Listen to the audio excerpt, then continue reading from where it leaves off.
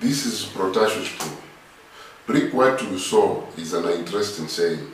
Sometimes some people expect big results, yet they invested little in their activity.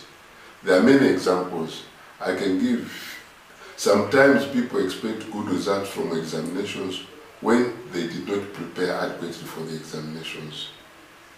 Sometimes you expect your football team to win when the football team did not prepare adequately. The list is endless. To get good results in any business, one has to prepare adequately beforehand. For instance, in internet business, you have to prepare adequately in order for you to succeed. You have to have a good business plan, some funds, and to be consistent and persistent in your blogging. Then you can reap what you sow. If you work hard, invest some money, and follow the program laid down by your organization, your result will be great.